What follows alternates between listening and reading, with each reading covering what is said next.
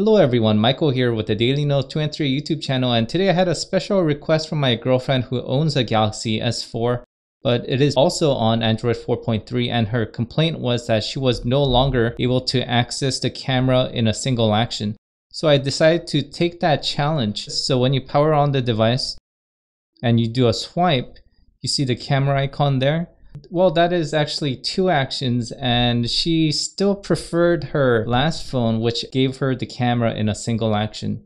So here's something you could set to get to the camera as quickly as possible. Go to your settings, device, lock screen, and then go to multiple widgets. Make sure you have that enabled, and then tap on the multiple widgets. And right here you see it's selected on favorite apps or camera. You can select that and just choose camera.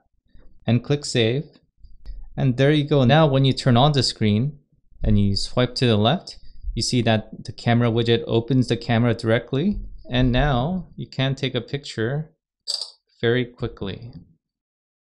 And since I'm dedicating this video to my girlfriend, or should I say the girlfriend, I think that is the politically correct term these days, but her only other complaint about her Galaxy S4, which shares a very similar camera, is that her camera produces some bland images than the images that she is used to. And it is not just her that have expressed this. Other people who have gone from the iPhone to the Galaxy Note 3 have also said similar things. So I'm inside the gallery app, and you could see what people are kind of talking about. You could see that the colors are off. The burger looks a little unappetizing. My fingers look something like raw chicken legs. So I'm going to try to fix this image by enhancing it. And the Galaxy Note 3 comes with the photo editor built into the phone. And I'm going to start by working with color and adjusting the temperature. So you could see that the temperature has improved significantly. So let's see if we could change that. More yellow, less blue. Hit save. And now we've gone to the point where it looks better, but now it's too saturated. Saturation, and reduce the saturation. And let me see if I can add some contrast. But maybe in real life it's not that crisp, so I want to get close to what my hands look like. I think this image could be just a little bit brighter, so let's go back to color. Just the exposure is too bright, but maybe just a little bit brighter there.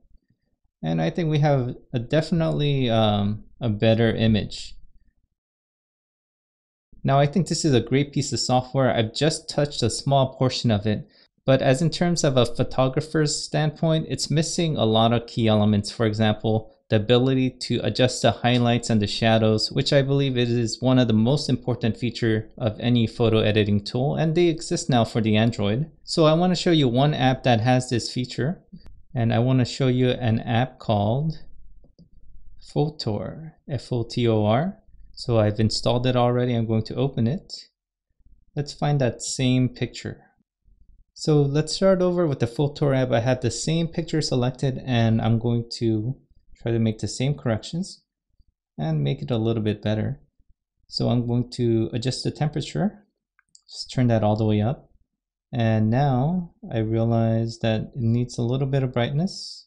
Okay, but don't go too much to blow out the highlights. And then I could see that the shadows are a little bit too dark. And this is what I really like about this app.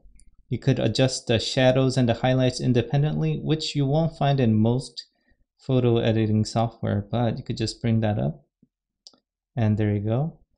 And let's give it a little, just a little hint of contrast to make this really pop. And let me just reduce the saturation just a little bit. So this is the way I like to post-process my images. Now that it's perfect, then you could add the filters. You could add maybe the FX effect here. You could see there are many Instagram-like effects here, and choose, anything that might interest you. So anyway, those are just a couple of my recommendations when it comes to photography with the Galaxy Note 3. I believe there's another app called Snapseed that can also adjust the shadows and the highlights, so you might want to check that out. I'll try to review that in another video. So anyway, as you might have guessed, I get all of my ideas for new videos by reading comments and listening to direct feedback as well. So make sure you leave a comment on what you would like to see on this channel, and I will do my best to try to get that into the next video. So that's the end of this video, and for more videos on the Galaxy Note 2 and 3, make sure you check out my YouTube channel and subscribe for more upcoming videos. Once again, thank you for watching.